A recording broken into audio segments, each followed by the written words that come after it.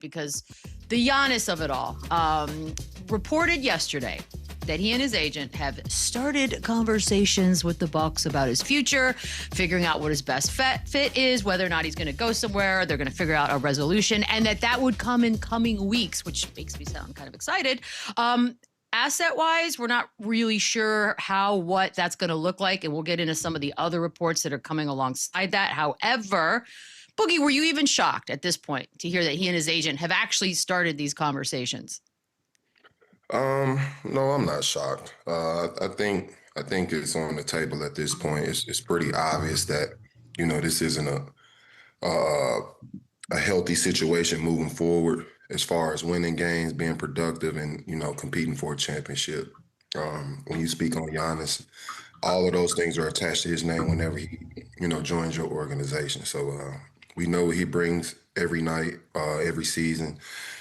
We know what his expectations are, and, him and Milwaukee just aren't on the same page. So I don't think this will be a messy breakup. I think both sides have a strong respect for one another, just with everything they've been through, the relationship, winning a championship together. I think it's a great mutual respect between both sides. And the fact that they're willing to, help him go exactly where he wants to go and work out a deal that'll work for, him and themselves at the end of the day. Like I said, that's a great sign of respect. So, hopefully this goes smoothly. Both sides can, go on with their life and, be successful. But, I think it's time. It's really no other answer. It's just time to make this happen.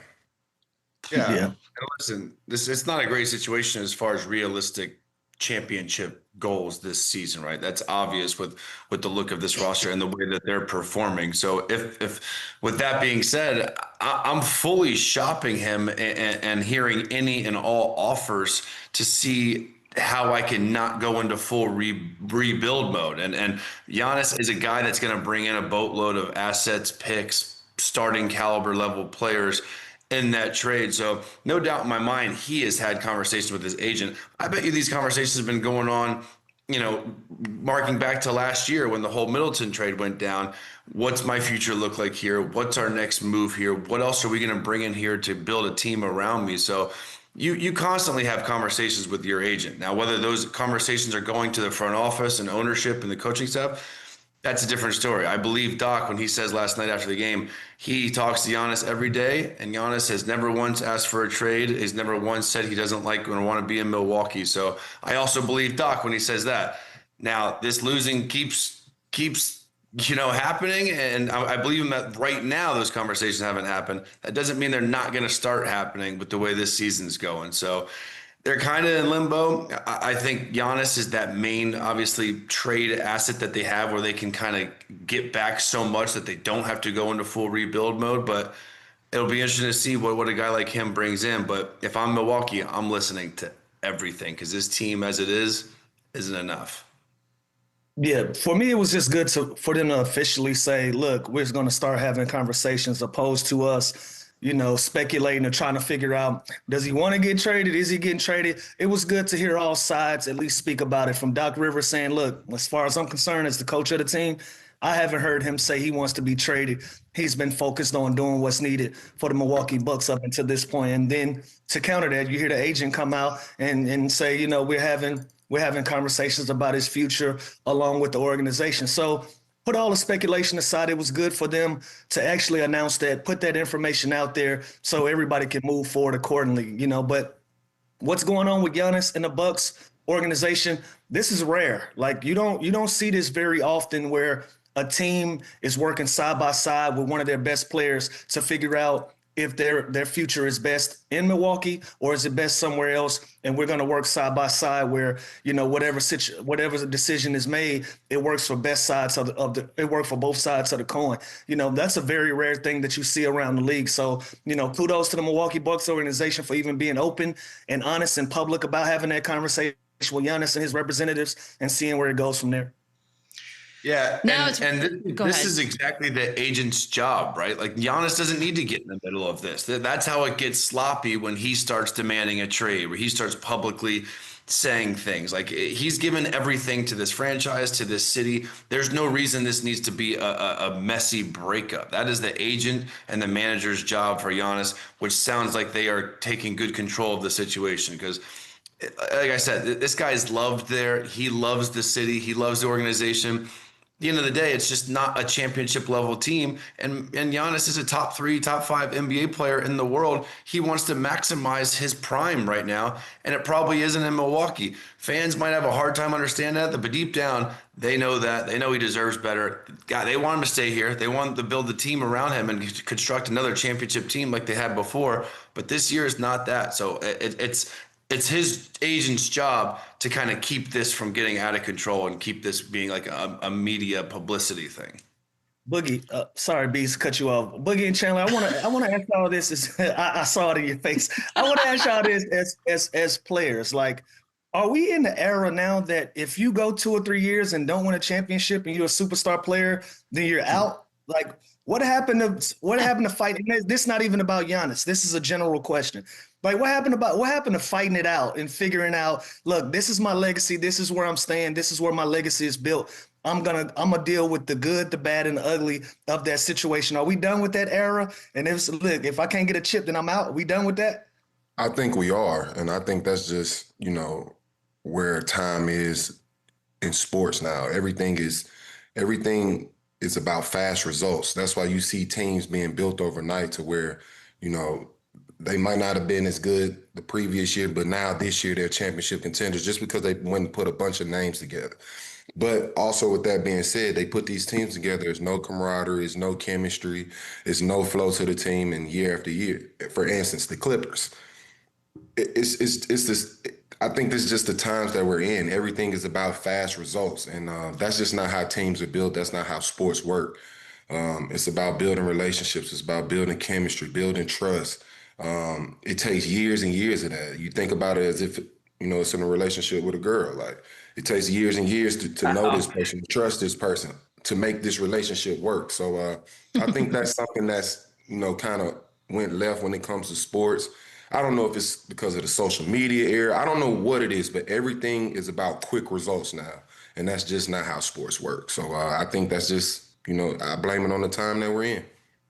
Yeah, it's definitely a what have you done for me lately? And they've got one championship since 2013 that he's been there, and that's kind of the peak, and they've reached that pinnacle, and they haven't been close to getting back to it really soon. So I think when you look at a guy of his resume and 2-time MVP, 9-time All-Star, like all defensive team, all NBA, like it's one of the greatest players, greatest power forwards of all time. At what point is it that he's done all he can do in this situation too would be the counter to that. So I think we are in the era where, especially if you're a star player, you have all the leverage. You have, and if you have the respect and kind of the relationship that Giannis does, I think he deserves that level of trust and honest dialogue that to have to get him to a situation where he's not miserable. So it is weird, and it's definitely a players' league, but it's like Boogie said, it's such a what have you done for me lately league that no one's thinking about that championship Milwaukee won with Giannis and Chris Middleton. They're thinking about right now that they're fighting for a play-in spot with one of the best players in the world. Boogie, you are, by the way, you are right. I mean, if you think people meet, get married 3 weeks later, and then they're divorced this is just the world we live in. We're idiots. And we want instant gratification. And what I think about this is the Brian Windhorst part of it all. And Wendy was all over the place on this story yesterday, because he's saying that Giannis will be, quote, instructing the Bucks where he wants to play, and that they're going to make the best deal. Now, at the end of the day, they obviously are going to do what's best for them. But if you watch this show, it's been about a couple seasons now that we've been saying he wants to be a New York Knick. Last summer, people started to really start talking about that. I don't know. Let's start with you, Boogie. Do you think the Knicks, obviously it would be fun and it would be awesome to watch, but is that the best spot? I mean, I don't know necessarily what's the best spot for Giannis. I mean, I feel like any team that he joins has a chance, obviously outside of the Milwaukee Bucks. But, whatever team he does go to this season is going to take a lot away from that team. So as far as it being a championship season, the moment he joins the team, I don't know. That's tough to, kind of guess on or speculate on. But everybody knows Giannis's value. Everybody knows once he's a part of your organization, you're now competing for a championship. I mean, I don't think it's a team in the league that wouldn't, throw in some sort of offer to try to, get this guy on their team. So with that being said, Giannis is great. He's going to continue to be great. Whatever situation he ends up in, I think it can become a positive situation. We've mentioned all these teams, the Knicks, the Lakers, but even a team like Miami, I could see him fitting there and turning into a great situation with their culture, with their history, with Spoelstra at the head of the rim. It's so many potential spots I could see him going and having that type of impact. So what's the perfect situation? I think any situation he ends up in can become that. It just depends on where. I mean, honestly. Yeah, listen, we're talking about one of the better players in the NBA still at 30 years old, and I don't care that he makes 54 million. 54 million, then 58 million, then a player option for 63 million at 32, 33 years old. I don't care. This guy, when he's healthy and when he's on the floor, he makes any team better. And I'm all in on New York. I think as good of a season and team they have now, I don't think they're a championship level team. I don't trust them to go win a championship as constructed now. You add Giannis on that team with Jalen Brunson, and you manage to keep an OG or a Bridges or a Cat to one of those three. Now I think you got better as a team, and I think you have real championship aspirations. So I'm not sure the pick situation that they have. I know they just traded their first round pick, but it's going to take a lot to get him. But I do like the fit with him and Jalen Brunson. There's the young teams like Houston and San Antonio. If I'm Milwaukee, I'm almost more interested in, because that gives me a level of a potential star while still being a competitive in the Eastern Conference coming up. But I don't hate the moves to the Knicks. I think it would be great for Giannis. I think it'd be great for the NBA to see a player of his level at Madison Square Garden every single night. Agree. Yeah. I did like the reports. What Spurs say Spurs? No. I say Spurs. No race mistake today. But you know what? I like the Miami idea. If you can keep Bam there, maybe Tyler Hero or Norm Powell, if you're able to keep, one or two of those pieces right there, you got a three right there that I feel culturally, mentally, how these guys go about business and how they compete. You might have the right mindset down in Miami, down in South Beach, where you can make some real noise in the Eastern Conference if you add Giannis to that. New York is another one that makes sense as well. The bright lights and obviously Giannis he's starting to be more of a public figure, doing commercials and doing those things and embracing that side of what comes with sports entertainment. So New York is another one, but I like New York. I like Miami. One of the two of those will work for me as far as Giannis is concerned. Yeah, and look at you guys. Look at you snobs. New York and Miami. Oh, it's a stretch. Listen, San Antonio, I like the move for both. Like I said, it gives Milwaukee that hope and future stars. But I'm getting Harper or I'm getting Castle on that trade. And then you're also giving me picks, and you're also giving me Vassell, Sohan, or Keldon Johnson. Like dang, dude. I'm saying I'm getting a lot. I'm getting the majority of those things I just said. Okay. And the Spurs are one of the teams that have those attractive assets where Milwaukee might be like, you know what? All right, I can get back 3-4 starters and some potential picks. Yep. If I'm Milwaukee, I'm interested in that. But I mean, we did wake up to reports about them that the Spurs were going to be aggressive on this. So the idea of Giannis and Wemby together is insane. Man, you guys, how you feel about that, Beadle? Can I tell you right now what I'm looking at on the other side of my room that I'm in right now is all my Fiesta Spurs starter jackets and stuff. I'm going to wear all of them all the time. You guys, you're gonna hate me. I got a whole shelf of this stuff. They got Giannis. Yeah. Okay, yeah, I just jinxed it. All right, moving on to the Giannis thing, by the way, because we're not done. Because on top of all of what is going on yesterday, to make everything just seem that much worse and dramatic, he actually leaves the game, non-contact injury. Those are the words you never want to hear, because when it's non-contact, it just seems like it's never good. We don't know the severity yet, but I'll start with you, Boogie. What does this mean against this backdrop of everything else that we've just talked about? And now you've got an injury, don't know how bad. What does it mean? Nothing. I mean, It's still Giannis. Team still want him. The Bucks are still suck this season. Nothing changes. So Okay. that's my answer. Nothing changes. It's not going to stop a team from should we trade? Nothing comes from this. Yeah. If anything, by the time this trade does happen, you'll have a Giannis that's fresh and healthy, and he'll come in ready to play. But like I said, this changes nothing. Yeah, nothing changes, especially if it's just if it's just a calf strain, and we understand that it's just a calf strain and it hasn't led to an Achilles, and they were able to catch this early. You know, it looks scary. The optics look crazy, but it was good to just see that it was a calf strain.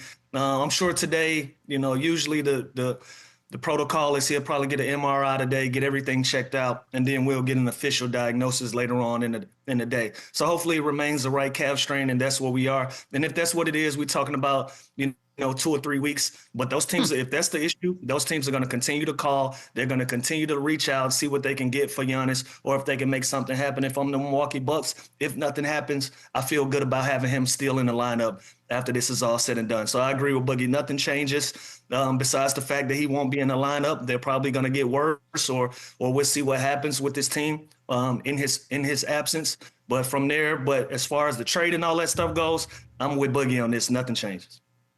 Yeah, as far as the trade, this means nothing. It's not like his value goes down if he's out a month, and he ain't rushing back. I'll tell you this: we don't know the severity. We don't know the severity of this injury. It didn't look like much, but the non-contact injuries, those are the scary ones.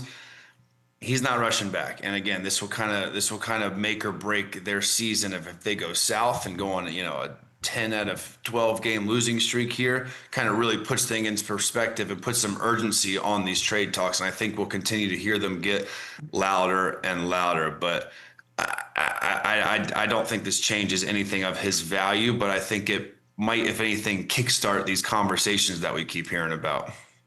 All right. So that's. I got a quick. What's up with all these calf strains? Like I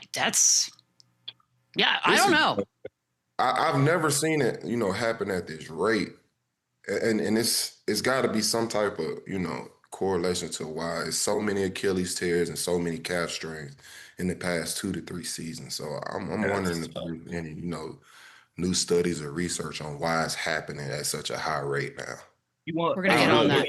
You know, that's my pretty expert scary. opinion since I'm a doctor and I know what I'm talking about. You want my expert opinion? Let me hear that. That'll be good. Here we go, another doctor. The last couple of days, I've watched a lot of basketball, and these guys are playing 4, 5, 6 minute stretches where you're literally not blowing the whistle, or it's a quick whistle, taking the ball out on the side, and they're continuing to play. We've shooting so many 3-pointers, and we're playing at a pace that's so fast. We're not slowing down, playing half court where you get an opportunity to take a breather, let your body rest for a second, get into a set and slow down. Like, this pace is crazy. I remember at a time it was only 1 or 2 teams in the NBA trying to score in 4 to 6 seconds really fast and early in the shot clock. Now it feels like every team is playing that way. Every guy has a green light to just shoot threes, get quick attempts. It looks like the game has went to a place where they're trying to get as many possessions in the game as you can, opposed to just playing the best basketball game you can. And that's where analytics is taking us. Analytics is taking us to a place where you see a guy that's not supposed to be shooting the basketball. He's getting 4 to 6 reps at the 3-point line, and we're just playing an up and down pace, faster and faster and faster. And now you're starting to see that wear and tear on calves and Achilles and ankles opposed to knees when, you know, the game was at a place where, you know, guys were playing above the rim. Now we're playing outside of the 3-point line, and it's become a track meet. That's what I see. That's my expert. And the worst part is the calf, the hamstring, those injuries linger. It's not like a good old fashioned ankle sprain, like where you just ice it and you let it heal and you're back. This is something that could turn into something significantly bad. So it sucks because it might not be a serious injury, but it's not really something you can play through because it can continue to get worse and worse. Then you're missing real time. So that's also the negative of this particular injury, because like I said, it's not just going to heal like on its own. And if you play, a chance it turns into something a lot worse. Well, shout out to the nerds for effing the game up, man. Why you gotta blame the nerds? What if it's equipment? What if it's something's not being worn right? When I think about analytics, I just think about a nerd. Like, Boogie, you can't hate on nerds. Nerds are most nerds are fine. Hey, listen, I like a lot of I'm gonna let Boogie call them nerds, but I do remember having conversations with coaches when I was in the league, and they were saying like analytics, guys that can't play the game, they found a way to get involved in the game, and this was their end. So I won't like them to be nerds. You know what I'm saying? I want my son to be a nerd, but this is a way for guys that don't have the athletic ability, that love the game and that love all sports, to get inside of those sports. Hey, I agree Boogie. with you, Lou. I want my son to be a nerd as well. See, Dr. Nerds. Stay away from sports. Boogie. Oh, really? You don't want doctors around sports? Psh. No, doctors can be around sports. I'm talking about as far as having say-so impact Notebooks. or even an opinion on how to play the game. That's the part that's the issue. Hey, I appreciate all the doctors, all the guys that do the hard work behind the scenes. We need those. They're very valuable. But just do that. Don't tell us how to play basketball. Look, I had a guy in Atlanta where I'd wear, you wear the thing, kind of like the brawl strap around under your jersey. Remember that, yeah. If I reached a certain amount of heart rate or steps, this guy would literally pull me off the court, and he wasn't cool. So I don't. So you're not wrong. You're not wrong with your assessment. Wow. He's projecting. He's thinking about his own heart rate. I'm glad we got that in there. Okay. We're going to take a quick break. Obviously, the other big story is the Chris Paul of it all, and that will continue to go on for a minute. And there was a little bit more to that yesterday. We'll get into it next. Run it back, yeah, run it up, run it back, run it up, run it back.